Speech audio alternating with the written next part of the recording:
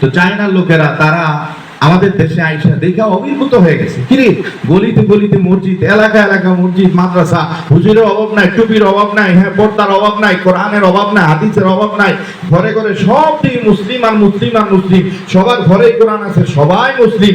তো ওনারা বয়ানে বলতেছে যে ভাই আপনি তালাশ করে দেখেন যেই মাইক দিয়ে আপনি কথা বলতেছেন এটা মেড ইন চায়না, আমাদের তৈরি করা। আপনি মাথায় যে টুপিটা পরছেন লেসটা মেড ইন চায়না। আপনি যে চায়না মাছ ব্যবহার করেন সুন্দর করে সাইডে দেখেন লেখা আছে মেড ইন চায়না।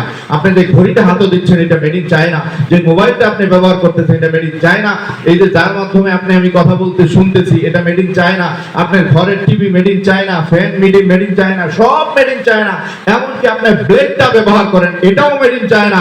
আমরা এগুলা সব তৈরি করে আমাদের এলাকা থেকে এগুলা প্রচার করে দিয়ে আমরা চাইনিজ হয়েছি, গোটা বিশ্ব আমাদেরকে জেনে আসছে। কষ্ট করছি, পরিশ্রম করছি, এখনো করতেছে। কষ্ট পরিশ্রম ছাড়া আর কিছু আমরা বুঝি না। আমাদের তৈরি করা জিনিসগুলো সারা পৃথিবীতে প্রচার করে দিয়ে আজকে আমরা চাইনিজরা শক্তিশালী হয়েছি। আপনারা মুসলিম, বাংলাদেশ মুসলমানদের দেশ, এটা ওলি আল্লাহদের দেশ, হ্যাঁ এটা হচ্ছে আলেমদের দেশ, এটা আকাবিরদের দেশ, এটা জাকিরিনদের দেশ, এটা কোরআন ওয়ালাদের দেশ। আপনারা কেন আপনাদের জিনিসগুলা পৃথিবীর জন্য আমাদের চাইনিজে কত মানুষ না বেঈমান হয়ে মারা যাচ্ছে, তাদের কাছে কেন আপনারা এই দাওয়াতগুলো প্রচার করতেছেন না? আমরা আপনাদের এলাকা থেকে আপনারা হাত উঁচা করে লেখান যে আমরা ঘরে বসে থাকবো না, লা ইলাহা ইল্লাল্লাহ দাওয়াত আমরা অন্যান্য দেশে দিব। অনেক দেশ আছে যারা আল্লাহ জানে না, রাসূল চিনে না, ওই সমস্ত দেশে যায় দাওয়াতি কাজ করেন। যার কারণে মানিকগঞ্জের হুজুর মাত্র এই যে 1 মাস আগে 15 দিন লন্ডনে যাইয়া, যেই দেশে ইসলাম নাই, যেই দেশে মুসলিম নাই, যেই দেশের মানুষ ধর্ম জানে না, ওই দেশে যায় 15 দিন ইসলামের দাওয়াত দিয়ে আসে। আলহামদুলিল্লাহ, আলহামদুলিল্লাহ। তো বন্ধুরা আমার, শুধু আমি শুনবো না, এই জিনিসগুলা বুঝবো, বুঝা মানুষকে দাওয়াত দিতে হবে, তাহলে আপনি বাঁচবেন। আমরা কোরআন হাদিস পড়ে বিপদে পড়ছি, কারণ বুঝতে পারছি জিনিসগুলা এগুলা মানুষের কাছে। এমনকি দেখেন আল্লাহ নবীজি বলছে বাল্লিগু আন্নি ওয়ালাউ আয়া, একটা কথা যদি তুমি কোরআন হাদিসের একটা কথা যদি আরেকটা মানুষকে তুমি শোনাইতে পারো, বুঝাইতে পারো, জানাইতে পারো, শিখাইতে পারো, এই উসিলা আল্লাহ তোমার মাফ করে দিবেন। সুবহানাল্লাহ। নামাজ শেষে নবী জিজ্ঞেস করছে, হাত হ্যাঁ বলো তো কার নামাজ কবুল হয়েছে? হযরত আলী বললেন আমার নামাজ কবুল হয়েছে। তো জিজ্ঞাসা করলেন কেমনে বললেন আপনি নামাজ কবুল হয়েছে? তখন হযরত আলী রাদিয়াল্লাহু তাআলা বললেন, আপনি ওই দিন ওয়াজের মধ্যে বলছেন না, যদি কোনো মানুষ একটা বেনামাজি মানুষকে না নামাজে দাঁড় করা দেয়, তার নামাজ কবুল হয়েছে কি হয়েছে না? কেউ বলতে পারবেন? আজকে 60 বছর ধরে নামাজ পড়ি, গত জুমার নামাজ কবুল হয়েছে আমি দেখছি, পারবো? কিন্তু না, নবীজি বলছে কোন বেনামাজিকে দাওয়াত দেয় না যদি নামাজি বানাইতে পারে, তাহলে তার আমলনামা একটা কবুল নামাজের সওয়াব। সুবহানাল্লাহ। আমি খুব ভালো করে জানি আমার বয়ান বক্তৃতা, আমার ওয়াজে কখনোই আপনাদের পরিবর্তন আসবে না। শুনবেন, হাইসা কায়দা দোয়া মুনাজাত করে বিদায় হয়ে যাবেন। কিন্তু এতটুকু অনুরোধ, হ্যাঁ আল্লাহর ওলি ব্যক্তি যিনি, তার সাথে সোনার মদিনায় রাসূলের সাথে একটা কানেকশন সূত্র আছে। এই যে দেখেন না কারেন্টের লাইন আছে, এনে সুইচ দেওয়ার কারণে, লাইন থাকার কারণে এখানে বাতি জ্বলতেছে। যত দামি বড় একটা এনার্জি আপনি হ্যালোজিন বাতি লাগাইলেন, খুব আলো দেয়। হ্যালোজিন দিলে তো একবার সব হয়ে যায়। হ্যালোজিনের পেছনে যদি তারের যদি জয়েন্ট ঠিক না থাকে, হ্যালোজিনে কখনো আলো ধরবে না। মানিকগঞ্জের হুজুরের বাড়ি দাসুরা হিন্দু এলাকায়, এখনো বর্তমানেও চতুর্পাশে দরবারে শতকরা 95 জন হিন্দু মানুষ। এই হিন্দু এলাকার মধ্যে মানিকগঞ্জের আল্লাহর কুতুব, সেখানে লা ইলাহা ইল্লাল্লাহ এই ধ্বনি দিয়া লক্ষ লক্ষ মানুষকে জমায়েত করতেছে। আজকে শুধু মানিকগঞ্জ নয়, আজকে দেশ বিদেশ বিভিন্ন দেশ থেকে মানুষ আসতেছে। আমি বাতির নিচে অন্ধকার। এই যে মান্নান ভাই যে বয়ান বক্তৃতা করলো আমার আগে, উনি কোন অফিসার মানুষ, হ্যাঁ এরা মানুষ পরিচালনার অফিসার মানুষ, প্যান্ট টাই হ্যাঁ কোট পরা মানুষ। উনি ওনার বুকে হাত দিয়ে উনি বলুক তো যে আমি পীরের হাত ধরছি। আমার পীরে কোনোদিন বলছে টুপি দাড়ি জুব্বা পরো, বলতে হয় না। মানিকগঞ্জের পীর, ওনার সাথে সোনার মদিনার সাথে সংযোগ আছে। কেমনে? ওনার পীর ছিল ওনার শায়েখ, ওনার বাবা আল্লাহর কুতুব ব্যারিস্টার আজহার ইসলাম সিদ্দিকী আল্লাহর কুতুব, যিনি মানিকগঞ্জের জমিনের মধ্যে ঘুমিয়ে আছে। উনি প্রায় 9টি বছর আসামের বনে জঙ্গলে যাইয়া উনি সাধনা করছে। হ্যাঁ আসামের বনে জঙ্গলে যাইয়া আল্লাহ রাসূল পাওয়ার জন্য প্রায় 9টি বছর জঙ্গলে ছিল আল্লাহ রাসূল পাওয়ার জন্য। সুবহানাল্লাহ। কোন মানুষটা, যেই মানুষটা দেবেন্দ্র কলেজের প্রফেসরি করছে, যে মানুষটা পূর্ব পশ্চিম পাকিস্তান ছিল, পূর্ব পশ্চিম পাকিস্তান মিলা যখন একটা রাষ্ট্র ছিল, তখন এই পুরা রাষ্ট্রের একটা কোম্পানি সাইকো অ্যানালাইসিস অ্যাসোসিয়েশন, ওই কোম্পানির সেক্রেটারি ছিল মানিকগঞ্জের হুজুর। হ্যাঁ, জানো তো না মানুষ না, মানিকগঞ্জের হুজুর কে? মানিকগঞ্জের হুজুর যিনি সেনাবাহিনী বিভাগের মধ্যে তিনি চাকরি করছে, হাইকোর্ট সুপ্রিম কোর্টে যিনি উকালতি করছেন, সেই মানুষটা এই মানুষটা।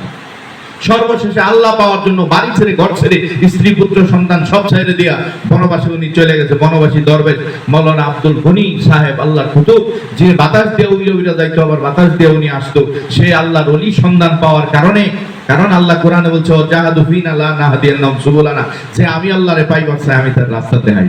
সুবহানাল্লাহ। এখন তো পাইবার চাই না ভাই আমি। এখানে যারা আছেন যুবক ভাইরা, আপনারা আছেন না যে মনে কি চাই না যে আল্লাহ রসুল পাইয়া দুনিয়া থেকে কবরের মধ্যে যাবো? এই তৃষ্ণা জাগে না?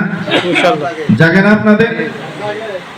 আমিও ছোট বয়সে এই তৃষ্ণা আমার আসতো না। আমার বাবা একজন আলেম মানুষ, ওলি আল্লাহ মানুষ, উনি সবসময় এই কথাগুলো বলতো। ওই কথাগুলো আমার গায়ের মধ্যে এফেক্ট করতো যে আমারও তো সেই জিনিস করা দরকার। কারণ দুনিয়ার জমিন থেকে যদি আল্লাহ রসুল জিনা না কবরে যায়, যে মাই খাবে মানুষ, কঠিন অবস্থা, সেই মাই কে ফিরাবে? সেখানে তো আপনি যাবেন না, সেখানে তো কেউ যাবে না, সেখানে তো আমারই একাই যাইতে হবে। সেখানে বাবা যাবে না, মা যাবে না। হ্যাঁ, হাসরের মাঠ হবে, ইয়াউমা ইয়াফিরুল মারউ মিন আখিহি ওয়া উম্মিহি ওয়া আবিহি ওয়া সাহিবাতিহি। যুবক ভাইরা শুনেন, কিয়ামতের মাঠ যখন কঠিন অবস্থা ধারণ করবে, তখন স্বয়ং আল্লাহ পাকের কাছের যারা আছে, জিবরিল, আজরাইল, হ্যাঁ, যে আজরাইল নিজে মানুষের জান কবজ করত, সেই আজরাইলের জানকেও সেই দিন আল্লাহ তাআলা কবজ করবে। সুবহানাল্লাহ। আজরাইল বলবে আমি জানি না, হ্যাঁ আমি যদি জানতাম এত কষ্ট, মৃত্যুর যন্ত্রণা, এত কষ্ট, আমি এই আজরাইল মানুষের এই কাজ আমি কোনোদিন করতাম না। আমি তো এই কাজ করছি, কিন্তু কি কষ্টটা হয় এটা তো আমি জানতাম না। হ্যাঁ, জাহান্নাম আল্লাহ তাআলা তৈরি করছে, আল্লাহ তাআলা এই জাহান্নাম তৈরি করছে, আল্লাহ তাআলা সিজ্জিনের মধ্যে রাখছে। সেই জাহান্নামের কিয়ামতের ময়দানে তার একটা জান হয়ে যাবে। জাহান্নাম চিৎকার করতে করতে আল্লাহকে বলবে, আল্লাহ অনেক দিন অপেক্ষা করেছি, আজকে জাহান্নামীদেরকে আমার পেটে দাও, আমার ক্ষুধা লেগে গেছে। এমনি ক্ষুধা লাগে না, খাবার যখন সামনে আসে তখন কিন্তু ক্ষুধা বাইরে যায়। জাহান্নাম ওই দিন কিয়ামতের মাঠে এমন এমন হুঙ্কার দিতে থাকবে, কোটি কোটি ফেরেশতা জাহান্নামকে লোহার শিকল দিয়ে বাইধা রাখবে। জাহান্নাম হুঙ্কার দিতে দিতে সব শিকল ছিঁড়া ফেলাবে, সামনের দিকে লাফাইতে থাকবে। আল্লাহকে বলবে যে আল্লাহ জাহান্নামীদেরকে আজকে দাও আমার পেটে, আমি খাবো, আমার তৃষ্ণা নিবারণ করব। খুব কঠিন অবস্থা। জাহান্নামের এই গর্জন শুনিয়া মানুষ ভয়ে কম্পিত হয়ে যাবে, আল্লাহর পাশে ফেরেশতারা পর্যন্ত কম্পিত হয়ে যাবে। আল্লাহ রাব্বুল আলামিনের কাছে জিবরিল, যিনি আল্লাহর শক্তিতে বলিয়ান জিবরিল, যে জিবরিল সব নবীদের কাছে যাইতো, যে জিবরিলের 600 পাখা আছে, সেই জিবরিল ভয় পায়া যায়, মাটির মধ্যে এরকম পর মারবে আর বলবে, বসে যাবে যে আল্লাহ সাল্লিম সাল্লিম, আপনি থামান থামান, আপনি জাহান্নাম কঠিন অবস্থা, আমাদেরকে খেয়ে ফেলবে। আল্লাহ বলেন খামোশ, আল্লাহর কুদরতি হাত দিয়া জাহান্নামকে থামায় দেওয়া হবে। ওই কঠিন বিভীষিকাময় অবস্থাতে আল্লাহ তাআলা বলে ইয়াউমা ইয়াফিরুল মারউ মিন আখিহি। এরে যুবক, ওই দিন কঠিন একটা মুহূর্ত আসবে, ওই দিন তোমার বাবা তোমাকে পরিচয় দিবে না। মা বলবে আমার বিয়ে শাদী হয় নাই, এত আপন দুনিয়ার জমিনে মায়ের চেয়ে আপন আর দুনিয়াতে কেউ নাই। সেই মা ওই দিন বলবে আমার বিয়ে হয় নাই, কিসের সন্তান আমার, পরিচয় দিবে না। সেখানে বলবে ভাই পরিচিত দিবে না, বন্ধু নিয়ে খুব ব্যস্ত থাকি, সাহিবাতিহি। আল্লাহ বলে বন্ধু তো খবরই থাকবো না তখন। ওই দিন একমাত্র বন্ধু হবে আমার আপনার নবী মুহাম্মদুর রাসূলুল্লাহ। সব মানুষ, সব নবীরা পর্যন্ত থরথর করে কাঁপতে থাকবে। ওদিন বন্ধ হবে নবী মুহাম্মদ সাল্লাল্লাহু আলাইহি ওয়াসাল্লাম। সেই নবীকে কিয়ামতের দিন পাওয়ার দেওয়া হবে। আল্লাহ রাব্বুল আলামিন সেই নবীকে পাওয়ার দিবে। আল্লাহ নবী সাল্লাল্লাহু আলাইহি ওয়াসাল্লামকে বলবে আপনি যারাই খুশি তারে লয়ে যান। সেই নবীর জমানায় আপনার জন্ম, আমার জন্ম মিয়া। আল্লাহ রাসূল সাল্লাল্লাহু আলাইহি ওয়াসাল্লাম বসে কথা বলতেন, পিছনে একটা কাঠের টুকরা ছিল, উস্তুরে হান্নানা বলা হতো। উস্তুরে হান্নানা একটা কাঠের টুকরার মধ্যে হেলান দিয়ে নবীজি কথা বলতেন। শুক্রবারে জুমার দিন বয়ান করতেন। যখন মিম্বর তৈরি করা হলো মসজিদের মধ্যে, মিম্বরে বসার পরে উস্তুরি হান্নানা একটা কাঠের টুকরা, হ্যাঁ, কান্নাকাটি করতেছে মানুষের মতো। নবীজি আওয়াজ শুনতেছে, হ্যাঁ, সাহাবায়ে কেরাম শুনতেছে, একটা কাঠ থেকে আওয়াজ আসতেছে।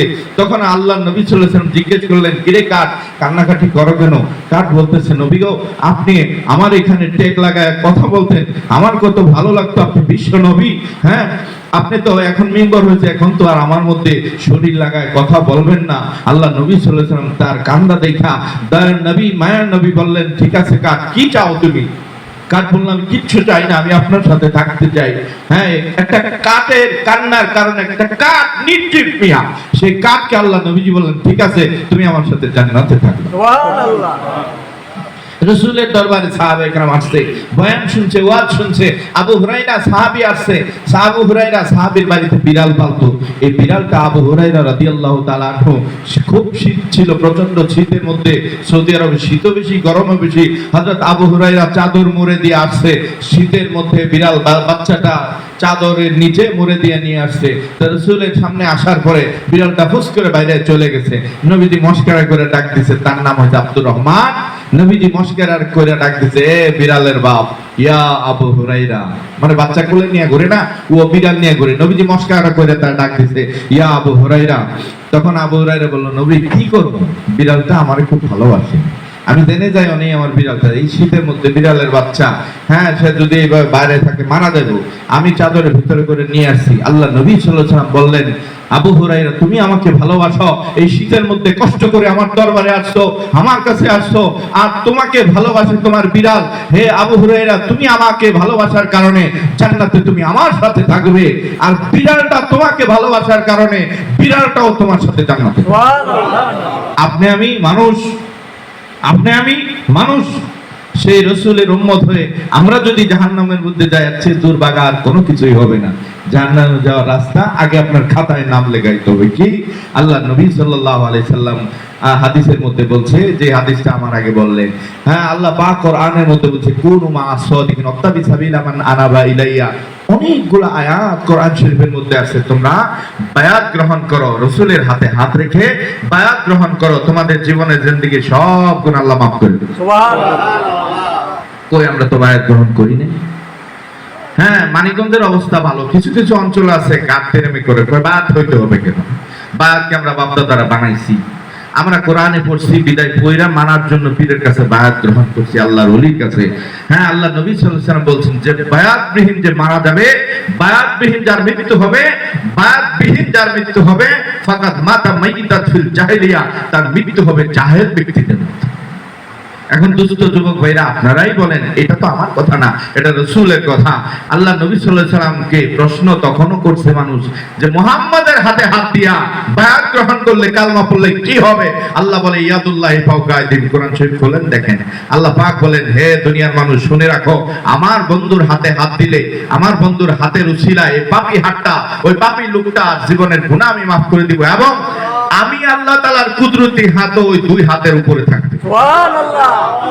এজন্য যারা জীবনে বায়াত গ্রহণ করি নাই, এখন যদি আজকে ওই যে বললেন, আমার খুব ঘনিষ্ঠ কলিজার বন্ধু ছিল, একই সাথে পড়াশোনা করতাম, হারুন ব্যবসায়ী ছিল, একই সাথে আজকে জোহরের আগ দিয়ে দুপুরের সময় অ্যাক্সিডেন্টে মারা গেল। সে কি জানতো কোনোদিন তার ফুটফুটে সুন্দর বাচ্চাগুলো রয়ে গেছে, কে দেখবে তার বাচ্চাদেরকে? হ্যাঁ, হঠাৎ করে ফেসবুকে মোবাইলে দেখলাম যে অ্যাক্সিডেন্টে মারা গেছে, কাছাকাছি কিছুদিন আগে রমজানে আমার ইফতার ও দোকানে ইফতার মাহফিল করছে। আমাদের দরবারে, মানিকগঞ্জের দরবারে মাদ্রাসায় কোরআন শরীফের জন্য টাকা পয়সা দিয়েছে। এই ছেলেটা আমার সমবয়সীর, খুব সুন্দর চেহারা ছিল। এই ছেলেটা হঠাৎ করে বিদায়, সেও তরিকাপন্থী ছিল।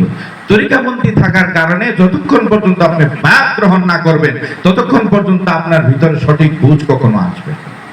দেখেন না, এই যে লাইন, যখন বায়াত গ্রহণ হয় তার নামটা সোনার মদিনায় নবীজির দরবারে লেখা হয়ে যায়। সুবহানাল্লাহ। সেজন্য শুকরিয়া জানাই আল্লাহর দরবারে যে আমার অল্প বয়সী বন্ধু থাকা সত্ত্বেও কিন্তু আখিরাতের কামটা সে ঠিক মতো করছে। এই ঈদের মধ্যে আমার প্রশ্ন করতেছে, দোকানের মধ্যে বসে, ভাই একটা প্রশ্ন, কি পড়ছি ছোটকালে একসাথে, কিন্তু সে উপরের দিকে যাইতে পারে না পারিবারিক কারণে। আমার প্রশ্ন করলো যে আমি ঈদের সময় আমি কুরবানি দেই, গোশত আমার আত্মীয় স্বজনদের দিয়ে দিই, এক। দ্বিতীয়, বাড়িতে একটা অনুষ্ঠান করি, সব আত্মীয় স্বজন নিয়ে আবার খাওয়া দাওয়া করি। দেখুন, যদি দুইটার একটা করি তাহলে করতে পারেন, সমস্যা নাই। বললো যে আমার বোন বাগনি আছে, আত্মীয় স্বজন, তাদেরও তো আমার বাড়িতে হক আছে, বোন বাগনির হক আছে না? তো আমি গোশতটাও দিয়ে দেই, ভাগযোগ করে গোশত দিয়ে তারা যেন খাইতে পারে, আবার আমার বাড়িতে রান্না সবারই নিয়ে খাওয়া দাওয়া করি। তখন আমার কাছে খুব ভালো লাগছে যে এই ট্র্যাডিশনটা, এই প্রথা, এই যে একটা আনন্দ বোধ, একটা সম্প্রীতি, একটা ভালোবাসা, এটা কিন্তু সবার বাড়িতে হয় না। সেই মানুষটাই আজকে চলে গেছে দুনিয়ার জমি থেকে। এজন্য যারা যুবক আছেন স্বাচ্ছন্দ্যে, আমিও যুবক মানুষ, ছিলাম বন্ধুরা আমার। এসএসসি পাস করার পর মানিকগঞ্জে আমার এক ওস্তাদ মিয়ার ছিল, আমার বাড়ি এই দেশে, আমি বিদেশি মানুষ, গাজীপুরে আমার বাড়ি। তো বন্ধুরা আমার, যখন মানিকগঞ্জের হুজুর কাছে আসলাম, বায়াত গ্রহণ করলাম। বায়াত গ্রহণ করার পরে মানিকগঞ্জের হুজুর যে ওজিফাগুলো দিল একেবারে সহজ, ওযু লাগে না, টুপি লাগে না, হাঁটতে চলতে অনুমানে যে কোনো অবস্থায় আপনি এই সবকগুলো আদায় করতে পারবেন। হ্যাঁ, মানিকগঞ্জ দরবারে কোনো ধর্মবাদাগত কোনো নিয়ম নাই। কেউ আপনারে কোনোদিন বলবে না যে বাবা তুমি এক ওয়াক্ত নামাজ পড়ো, রোজা করো, আপনারে কেউ কোনোদিন বলবে না। কিন্তু আপনি যে জায়গায় হাত দিচ্ছেন সেই হাত সোনার মদিনায় আপনার হাত চলে গেছে, অটোমেটিকলি আপনার ভিতর থেকে পরিবর্তন আসা শুরু হবে। কেউ আপনারে বলা লাগবে না, অটোমেটিকলি আপনার ভিতর থেকে পরিবর্তন আসা শুরু হয়ে যাবে। সেই দুই একটা কথা আমি বলবো, তারপরে দোয়া মনাজাত দেব ইনশাআল্লাহ তাআলা। যখন আমি বায়াত মুরিদ হইলাম, বায়াত হওয়ার পরে ওজিফাগুলো যখন করলাম, ওজিফাগুলো করার পরে দেখেন যুবক ভাইরা, তখন এসএসসি পাস করার পরে, মেট্রিক পাস করার পরে আসছি, তারপরে পড়াশোনা স্টার্ট করলাম, করলাম, এক চান্সে মাস্টার্স পর্যন্ত গেলাম, কোনো জায়গার মধ্যে আটকা পড়ি। বাংলাদেশের সর্বোচ্চ বিদ্যাপীঠ পর্যন্ত পড়াশোনা করছি। যে পড়া আমার 2 ঘন্টা সময় লাগতো, বায়াত মুরিদ জিকির আজকার করার পরে ওই পড়া দেখা গেছে আধা ঘন্টা কমপ্লিট হয়ে যায়। তো আমি কি মানিকগঞ্জে আসবো না, আসবো কেনা ভাই? যেই মানুষের কাছে আইসা আমার ব্রেন ভালো হয়েছে, যেই মানুষের কাছে আইসা আমি দুনিয়াতে সম্মান পেয়েছি, যেই মানুষের কাছে আইসা আমার আমল আখলাক চরিত্র ভালো হয়েছে, সেই মানুষের কাছে তো আসবো না। যার উসিলায় আমার দুনিয়াই পরিবর্তন হইল না, ওই পীর মরার পরে আমার কি করব বলেন তো? এজন্য যেটা আমি পাইছি এই সত্য বলে বেড়াই, শুধু মানিকগঞ্জ নয়, আপনার তো ঘরের মানুষ, ঠিক আছে, আপনারা আপন মুর্শিদের দেশের মানুষ, সারা বাংলার জমিনের মধ্যে। ওই যে ইউটিউব বারবার বললো কেন, এখন তো ইউটিউবে দেবো না, সারা বাংলাদেশে যে কোনো জায়গার মধ্যে যাই না কেন, হাইটা যায়, গাড়ি দিয়া যায়, রিক্সা দিয়া যায়, হ্যাঁ, তারপরে বাস দিয়া যায়, প্লেন দিয়া পর্যন্ত মানুষ দাওয়াত দিয়ে নিয়ে যায় ওয়াজ বয়ান বক্তৃতা শোনার জন্য নিয়ে যায়। সেখানে যে এই কথাগুলাই বইলে আসি, আলহামদুলিল্লাহ, তুমি আসলেও ভালো, না শুনলেও ভালো। আমার সাহেব বলছে আমি তোমাকে এই কথাগুলো বলে গেলাম, আমি মৌলানার কথা শুনলাম না, একজন মৌলানা রেখে গেলাম, আজরাইল মৌলানা। মৃত্যুর সময় যখন সিনার মধ্যে পাড়া দিয়া রুহুটা টাইনা বাইর করবো, তখন তুমি বুঝবা যে সুবহানাল্লাহ দাম কত। কিন্তু একজন আল্লাহওয়ালা ব্যক্তিকে আজরাইল পর্যন্ত ভয় পাবে মিয়া, তার রুহুটা টাইনা বাইর করবে দূরের কথা, তাকে এসে সালাম প্রদান করবে, তার বন্ধুর চেহারা ধরে তার সামনে আসবে, সে বুঝতেই পারবে না তার জান কখন কবজ হয়ে গেছে। আল্লাহ নবী সাল্লাল্লাহু আলাইহি ওয়াসাল্লাম বলছেন যে দুধ খাইতে খাইতে একটা বাচ্চা যেমন ঘুমায় যায়, একজন মুমিন বান্দা আল্লাহওয়ালা ব্যক্তি সে এরকম ভাবে ঘুমিয়ে যাবে, সে বুঝতেই পারবে মৃত্যুর কি যন্ত্রণা, কি কষ্ট, সে বুঝতেই কখনো পারবে না। সুবহানাল্লাহ। আমি কথা বাড়াবো না, আমি যেই কথা বললাম, যদি বায়াতবিহীন অবস্থায় আমরা যারা বায়াত গ্রহণ করি না, বায়াতবিহীন অবস্থায় আজকে যদি মারা যায়, আপনার এই দায়িত্ব গ্রহণ করবে কে? আল্লাহ নবী সাল্লাল্লাহু আলাইহি ওয়াসাল্লাম বলে দিয়েছেন যে বায়াত গ্রহণ করলো না, হ্যাঁ, যে ব্যক্তি বায়াত গ্রহণ করলো না, সেই ব্যক্তি তার মৃত্যু হবে জাহেল ব্যক্তিদের মতো। এজন্য যখন আপনি হাদিসটা শুনলেন, আগে তো শুনেন নাই, তো এজন্য হাদিসের উপর আমল করতে সাহাবায়ে কেরাম শোনার সাথে সাথে তারা আমল করছে, সুবহানাল্লাহ। এজন্য তাদের সম্মান দুনিয়াতে তো বেশি। আমরা সাহাবীরা যে নবীর উম্মত, আমরাও সেই নবীদের উম্মত। আমরাও যদি এরকম হাদিসের উপর আমল যদি করতে পারি, আল্লাহ পাক আমাদেরকেও সেই রাসূলের সাথে কবুল করবে। সবাই বলি আমিন। আমরা যারা আছি, বায়াতের সিস্টেমটা কি? আল্লাহ রাসূল যদি একজন হইতেন, তখন হাতে হাত রেখে আল্লাহ নবী সাল্লাল্লাহু আলাইহি ওয়াসাল্লাম বায়াত গ্রহণ করাইতেন। যদি অনেক লোক হইতেন, আল্লাহ রাসূল একজনের হাত ধরতেন, বাকিরা গায়ে এরকম টাচ করে ধরতেন, হ্যাঁ, গায়ে টাচ করে দেন না, ওই যে জোড়া দিছে একটার সাথে তার আরেকটা জোড়া, যতই আপনি তার কাটেন, এই তারের মধ্যে কি আলো দেখা যায়? দেখা যায় না ভাই। আল্লাহ নবীজি বলছেন, যখন পৃথিবীর কোন প্রান্তে কোন বান্দা, যখন কোন আমার উম্মত যখন বায়াত গ্রহণ করে, সাইরত একদল ফেরেশতা আছে, সাথে সাথে তার নাম ঠিকানা চেহারা রাসূলের দরবারে পৌঁছে। সুবহানাল্লাহ। এজন্য বায়াতের গুরুত্ব এত বেশি। আল্লাহ নবী সাল্লাল্লাহু আলাইহি ওয়াসাল্লাম যার সামর্থ্য হইল অথবা মক্কা মদিনা গেল না, সেই ব্যক্তি ইহুদি নাসারার মতো মুরুখ, আমি নবীজির কিচ্ছু আসে যায় না, এটা নবীজির বাণী। এজন্য যাদের সামর্থ্য হয়েছে, টাকা হয়েছে, মক্কা মদিনা নবীজির বাড়িতে আমাদের যাওয়া দরকার। আল্লাহ যেন কবুল করে, বলি আমিন। এই যে আমি পাগড়ি দিচ্ছি, এখানে প্রত্যেকে গায়ে ডান হাত দিয়ে ধরেন, হ্যাঁ, সাথ ধরেন, লম্বা করবো না, আমরা আমল করি। যুবক ভাইরা যারা আছেন ধরেন, ঠিক আছে, আপনাদের জিন্দেগি অবশ্যই আল্লাহ পাক পরিপূর্ণ। এই যে আমি এখানে ধরছি, শুধু গায়ে এইভাবে, এই যে ডান হাত দিয়ে এভাবে টাচ করে, ডান হাত দিয়ে ডান কাঁধে ধরেন, আর মনের খবর কে জানে? আপনি এখানে হাত দিচ্ছেন, এটা আল্লাহ দেখে না?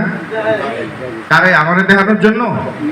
আল্লাহর কসম, ভুল করবেন না, আল্লাহকে দেখানোর জন্য। আল্লাহ পাকের কুদরতি ক্যামেরা সব জায়গায় সেটিং করা আছে, ফেরেশতারা দেখছে। যুবক ভাইরা যারা আছেন, খাস দিলে বায়াত মুরিদ হবে, খাস দিলে বায়াত এবং ওজিফাটা দিয়ে দেব, নামগুলা দিয়ে দিবেন। আমি আমার মুর্শিদ আল্লাহর কুতুবের কাছে নিয়ে দিব, আল্লাহর ওলির কাছে। তারপরে বোঝা যাবে হাসরের মাঠে কার দৌড় কদ্দুর পর্যন্ত। ওখানে কার দৌড় কদ্দুর পর্যন্ত, ওখানে যাওয়ার, হ্যাঁ ওখানে যাওয়ার পরে বোঝা যাবে। হ্যাঁ আমি যে এখানে ধরতেছি, আপনারা আমার সাথে বাইরে যারা আছে ধরছেন সবাই, প্রত্যেকে গায়ে গায়ে ডান হাত দিয়ে ধরেন, পড়েন আমার সাথে। পর্দার মা বোন যারা আছেন সকলে দূর থেকে আপনারাও পড়েন আমার সাথে। আউযু বিল্লাহি মিনাশ শাইতানির রাজীম, বিসমিল্লাহির রহমানির রহিম। तौबा किया मैं सपूरे बातों से और सपूरे कामों से और बैत किया मैं ऊपर हाथ हजरत मौलाना मुफ्ती डॉक्टर मोहम्मद मंजूरुल इस्लाम सिद्दीकी खलीफा अलहाज हजरत मौलाना अजहरुल इस्लाम सिद्दीकी साहिब के आए मेरे मौला इस तौबा इस बायात কবুল ফরমা।